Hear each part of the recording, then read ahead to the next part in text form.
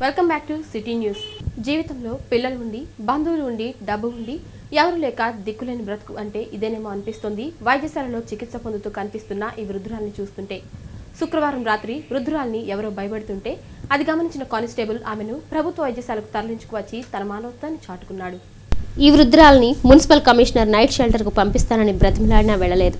ఈ విషయాన్ని సిటీ న్యూస్లో ప్రసారం చేసిన సంగతి మీకు తెలుసు. అయితే వృద్ధురాలు నైట్ షెల్టర్కు వెళ్లకపోవడానికి కారణం, అదేవిధంగా ఎవరో వృద్ధురాలని భయపెట్టడం, వీటన్నిటికీ ఆమె సంచిలో ఉన్న డబ్బే కారణం. డైమండ్ టీ స్టాల్ సమీపంలో దిక్కులేక రోడ్ల ప్రక్కనే పడి ఉంటున్న వృద్ధురాలికి చేతిలో సంచి, గొడుగు, పాతగుడ్డలు ఉంటాయి. అటు ఇటు వెళ్తున్న వారిని దీనంగా చూస్తూ ఉంటుంది. వానకు తడుస్తూ, ఎండకు ఎండుతూ ఉంటుంది. ఎవరూ లేని, దిక్కులేని వృద్ధురాలు అనుకుంటూ వెళ్తూ ఉంటారు చూసేవారు. కానీ వృద్ధురాలి భర్త విద్యుత్ శాఖలో పనిచేస్తూ మరణించారు. 2 పిల్లలు ఉన్నారు. భర్త పెన్షన్ తీసుకుంటుంది. పిల్లలు బాగానే బ్రతుకుతున్నారు. మరెందుకు ఈమె రోడ్ల పాలైంది? పెన్షన్ డబ్బులు పిచ్చి సంచిలో దాచుకుంది. తడిచి నోట్లు ముద్దగా అయిపోయాయి. కొడుకులు తల్లిని రోడ్ల పాలు చేశారా? ఏమైందో తెలియదు కానీ వృద్ధురాలి దగ్గర డబ్బుల కోసం రాత్రి కాగానే ఎవరో ఒకరు గమనిస్తూనే ఉన్నారు వాటిని కాజేయడానికి. ఏ రోజు ఎవరు చంపుతారో డబ్బు కోసమని చచ్చి బ్రతుకుతూనే ఉంది. ఎట్టకేలకు రాత్రి పోలీసులు కాపాడి వైద్యశాలకు తీసుకురావడం వల్ల బ్రతికి బట్టగట్టింది. ఇప్పటికైనా వృద్ధురాల్ని ఆమె పిల్లలు మానవత్వంతో తీసుకువెళ్తారని ఆశిద్దాం. మానవ జన్మ పుట్టిన తర్వాత చచ్చిపోక తప్పదు. కానీ జీవితం మాత్రం అనేక మలుపులు జరగడానికి అనేక కారణాలు. పుట్టిన బిడ్డని చక్కగా పెంచి పెద్ద చేసి పెళ్ళిళ్ళు చేసి వాళ్ళ ఆనందాన్ని చూసి మురిసిపోయే తల్లిదండ్రులకి ఎన్ని కష్టాలు.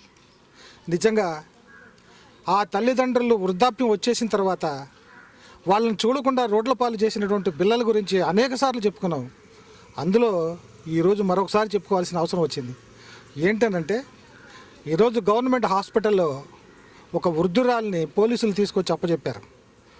ఎందుకు అప్పచెప్పారు, ఏ కారణం చేత అప్పచెప్పారని చెప్పి మనం తెలుసుకుంటే, ఆ వృద్ధురాలు యొక్క పరిస్థితి చాలా దీనమైన స్థితిలో ఉంది.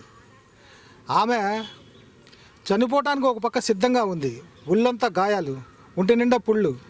మరో పక్క చూస్తే చేతిలో డబ్బు ఉంది, ఒంటి నిండా గాయాలు ఉన్నాయి, చేతిలో పిచ్చి గుడ్డలు, పిచ్చి సంచులు ఉన్నాయి. ఏంటని చూస్తే ఆమె దగ్గర దాదాపు 50,000కు పైగా డబ్బు ఉంది. ఎవరు ఈవిడ, ఎందుకు వచ్చింది, ఎందుకు గవర్నమెంట్ హాస్పిటల్లో ఉంది తెలుసుకుని వద్దారండి.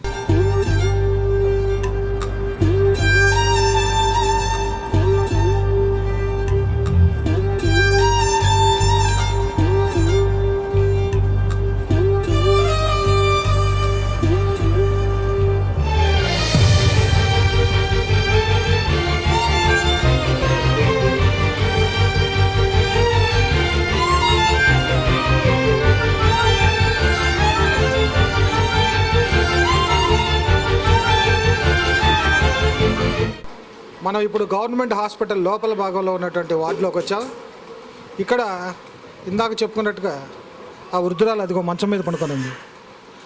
ఈమెను కనుక మీరు ఒకసారి చూస్తే, నిన్న మీరు చూసే ఉంటారు వార్తల్లో, ఈ మహిళని ఇక్కడికి ఈ వృద్ధురాలని పంపించి నైట్ షెల్టర్కి పంపిద్దామని చెప్పి కమిషనర్ గారు చాలా ప్రయత్నాలు చేశారు. కానీ నేను వెళ్ళనని భీష్మించి కూర్చుంది.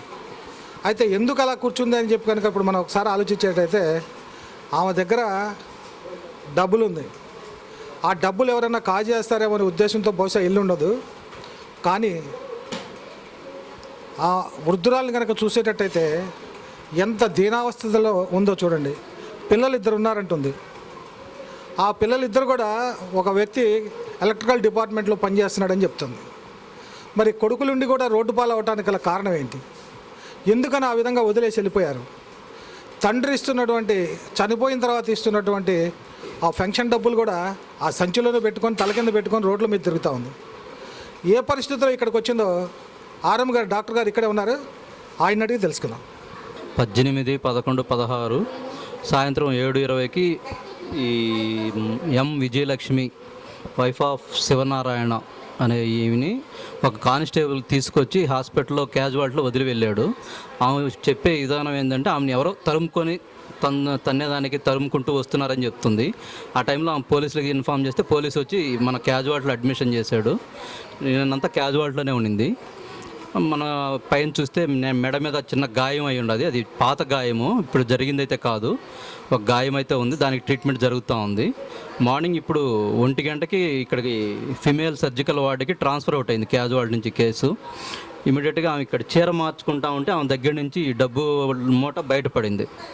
ఈ డబ్బులన్నీ ఇమీడియట్గా స్టాఫ్ నర్స్ నాకు ఫోన్ చేసింది, సార్ ఇట్లా పేషెంట్ దగ్గర అటెండర్స్ ఎవరు లేరు, ఆమె దగ్గర డబ్బులు 50,000 దాకా పైన ఉంది అని చెప్పి ఇమీడియట్గా నేను సులోచన, మా సూపరింటెండెంట్ గారు అయినటువంటి డాక్టర్ సులోచన మేడం గారు ఇద్దరం వచ్చి మొత్తం వెరిఫై చేసి ఆమె మొత్తం డీటెయిల్స్ అన్నీ అడిగాము.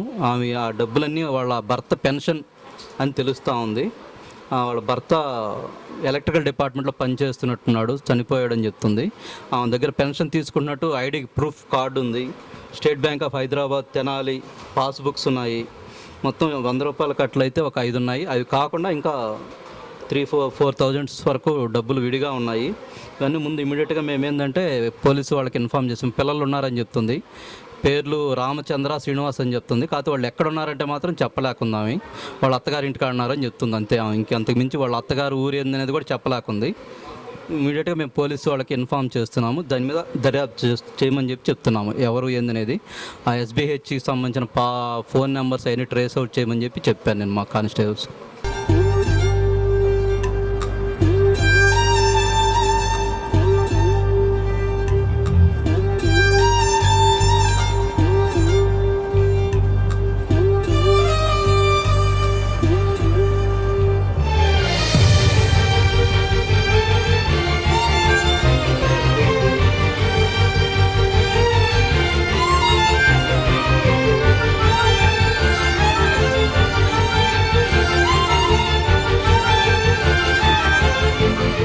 డాక్టర్ గారు చెప్తున్నట్టు ప్రకారం రాత్రి 7:30 ఆ ప్రాంతంలో పోలీసులు ఇక్కడికి తీసుకొచ్చి వదిలిపెట్టారని చెప్తున్నారు.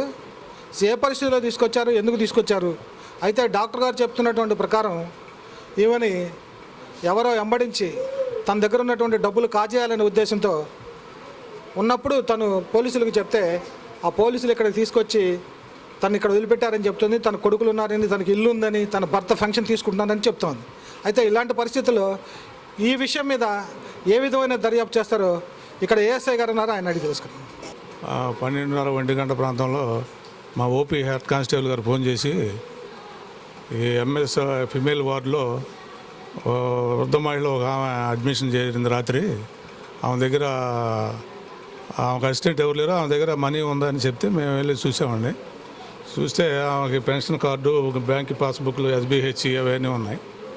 అడ్రస్ అయితే ఆమె సరిగా చెప్పలేకపోతుంది. ఈ బ్యాంక్ అడ్రస్ ప్రకారంగా ఆ బ్యాంకుకి వెళ్ళి ఆమె అడ్రస్ ట్రేస్ చేసి వాళ్ళకి ఈ సమాచారం తెలిపి ఈ మనీని ఆమెని వాళ్ళకి హ్యాండ్ ఓవర్ చేయడం జరుగుతుందండి.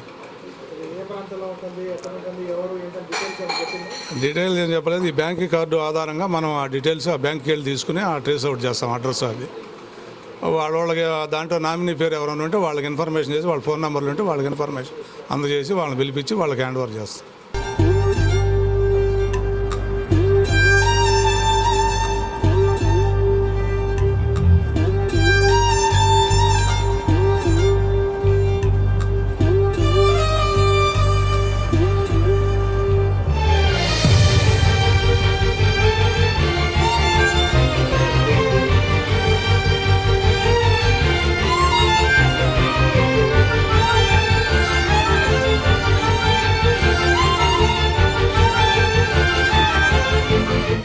తను ఎవరు, ఎందుకు వచ్చింది ఇక్కడికి, తనేంటి, ఏం చేస్తుంది, ఎక్కడ పండుకుంటుంది, అసలు మన కాన్సన్ట్రేషన్లో ఉందా లేదా, ఆ విషయాన్ని కూడా ఆ విజయలక్ష్మినే అడిగి తెలుసుకుందాం.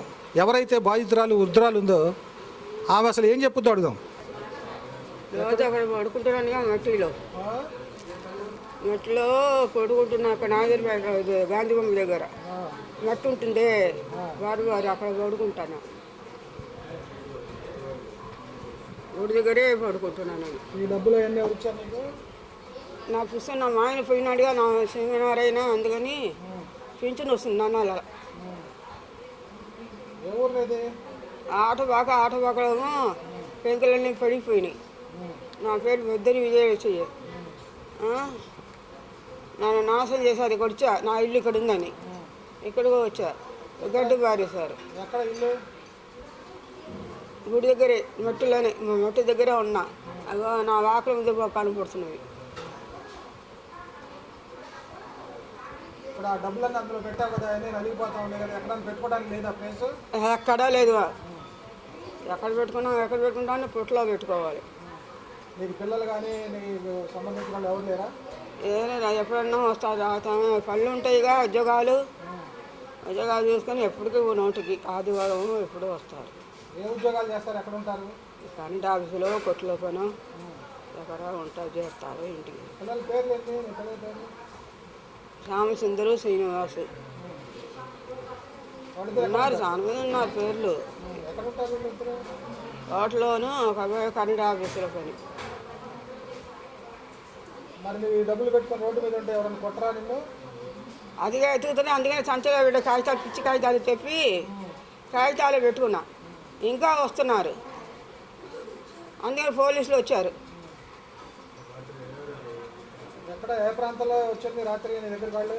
రాగా వస్తున్నది, పడుకుని టయానికి వస్తున్నారు.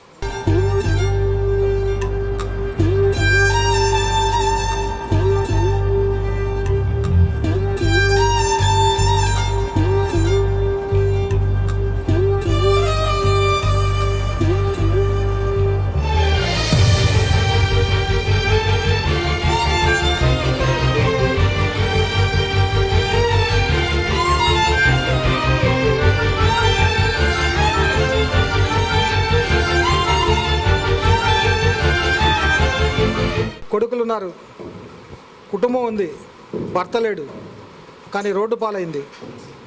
ఎలాంటి వృద్ధురాలైనా ఎలాంటి వృద్ధుడైనా జీవితంలో ఒకప్పుడు బాగా బతికుంటాడు. తన పిల్లల్ని పెంచి పోషించి ఆ పిల్లలు పోసినటువంటి మలమూత్ర విసర్జన ఒంటి మీదే పోసుకొని పెంచినటువంటి పిల్లలు ఈరోజు రోడ్డు పాలు చేశారు. ఇంత దారుణమా, ఇంత ఘోరమా? మరి తప్పదు.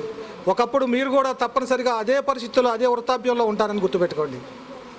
మీ తల్లిదండ్రులు ఏ విధంగా రోడ్డు పాలు చేస్తారో ఆ పరిస్థితి మీ పిల్లల ద్వారా మీకు రాకూడదని ఒక్కసారి గమనించండి, ఆలోచించండి. ఈనాడు ఈ పరిస్థితుల్లో ఉన్నటువంటి వృద్ధురాలను చూసిన ప్రతి ఒక్కళ్ళు ఆ విధంగా బాధపడుతున్నారు.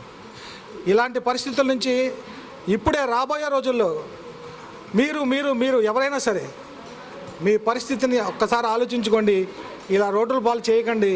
ఇలా రోడ్ల పాలు చేస్తే వాళ్ళ జన్మేం గాను ఈ వృద్ధాప్యంలో ఏం చేస్తారు, ఏ విధంగా ఎవరు పక్కన ఉన్నటువంటి ఇళ్ళ వాళ్ళే దగ్గరకు రానియరు. అలాంటప్పుడు మీరే రానియకపోతే పక్క వాళ్ళు ఎవరు ఆదుకుంటారు? ఆమె దగ్గర ఉన్న డబ్బు కోసము రాత్రి ఆమెను చంపడానికి ప్రయత్నం చేసే అదృష్టవశాత్తు బతికి ఈరోజు గవర్నమెంట్ హాస్పిటల్ దగ్గరకు వచ్చింది. కాబట్టి ఇలాంటి వృద్ధులను రక్షించాల్సిన బాధ్యత మరి సమాజం మీద ఉంది. సమాజం ఏ విధంగా మీ తల్లిదండ్రులు ఆదుకోకపోతే మీకు ఈ విధమైన చర్య ఉంటుందని ఇలాంటి తల్లిదండ్రుల ద్వారా వాళ్ళ పిల్లలకి సరైనటువంటి గుణపాఠం చెప్పకపోతే ఇక రాబోయే రోజుల్లో ప్రతి తల్లిదండ్రులకు ఇదే గతి పట్టుద్దేమని పరిసర ప్రాంతాల వాళ్ళు చెప్తాను. కెమెరామన్ కమలాకర్తో Raghuramayya, city news. City news ముగించే ముందు ముఖ్యాంశాలు మరోసారి. కాంగ్రెస్ పార్టీ ఆధ్వర్యంలో ఘనంగా ఇందిరాగాంధీ జయంతి వేడుకలు.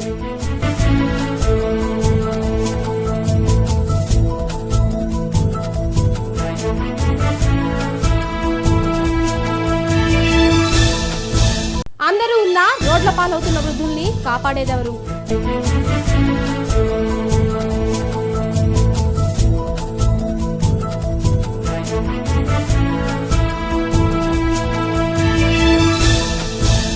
సిటీ న్యూస్ ఇంతటితో సమాప్తం. నమస్కారం.